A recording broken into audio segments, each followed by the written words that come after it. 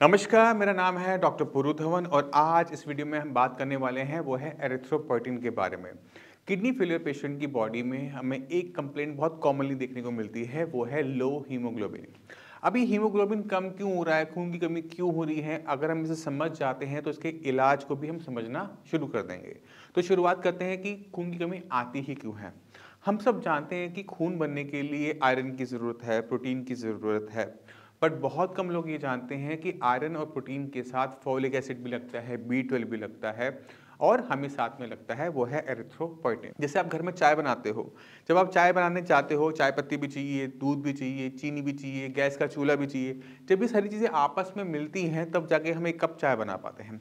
इसी तरह से हमारी बॉडी में जब खून बन रहा है तो उसके लिए जो कच्चा सामान है वो सारा का सारा जब इकट्ठा हो जाता है तो एक हार्मोन है एरिथ्रोपोइटिन जो कि हमारी किडनी रिलीज करती है। ये आता है और सबको आपस में ये जोड़ता है और हमारा ब्लड बनता है। तो अगर किडनी फेलियर पेशेंट में किडनी ही खराब हो रही है, अब किडनी के खराब होने से खून भी गंदा हो रहा है, क्रिएटिनिन भी इकट्ठा हो रहा है, यूरिया भी इकट्ठा हो रहा है और ये एरिथ्रोपोइटिन हार्मोन निकल नहीं पा रहा या फिर वो कम निकल रहा है। तो उसका हम साइड इफेक्ट क्या देखते हैं कि सब कुछ बॉडी में है, प्रोटीन भी है, आयरन भी है, फोलिक एसिड भी है, B12 भी है, सब कुछ चल रहा है, बट फिर भी ब्लड नहीं बन पा रहा।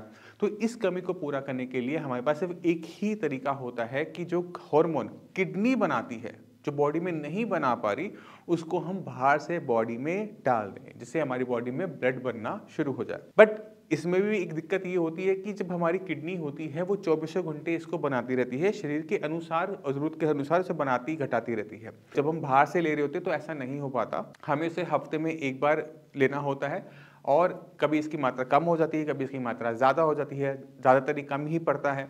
तो ये दिक्कत हमें देखने को मिलती है कि हीमोग्लोबिन बढ़ना तो शुरू होता है और बढ़ भी जाता है, बट उसको मेंटेन करना आसान नहीं होता, वो इंजेक्शन की हेल्प से ही मेंटेन हो पाता है। अब अक्सर पेशेंट आके सवाल पूछते हैं, डॉक्टर साहब मेरा खून कम हो रहा है, मैं चुकंदर खा लूँ, मैं अनार खा लूँ तो मेरे को कोई दिक्कत तो नहीं होगी।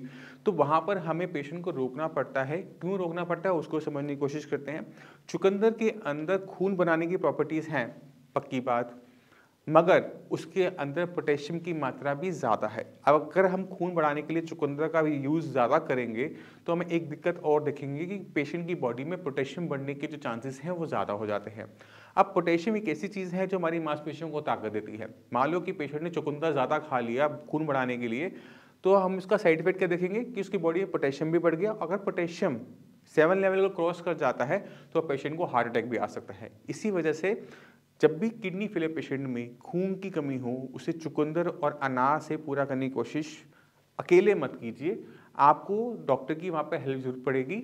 आप एक बार एरिथ्रोपोइटिन लेना शुरू करेंगे, उसके बाद कुछ कमी रह जाएगी ना, उसको हम बाकी फूड सप्लीमेंट से पूरा कर सकते हैं। बट पहले हमें एरिथ्रोपोइटिन को पूरा करना पड़ेगा। मैं उम्मीद करता हूँ इस वीडियो से आप समझ गए एरिथ्रोपोइटिन क्यों एक किडनी फेलियर पेशेंट में ज़रूरी है, कहाँ बनता है और इसकी कमी को कैसे पूरा किया जा सकता है। फिर भी माइंड में कोई डाउट है, कुछ पूछना चाहते हैं, डॉक्टर्स अवेलेबल हैं, मैं अवेलेबल हूँ, आप मुझसे भी आके मिल सकते हैं। और इसी के साथ आज मैं आपसे चलने की आज्ञा चाहूँगा। मिलते हैं अगली वीडियो में, तब तक के लिए नमस्कार।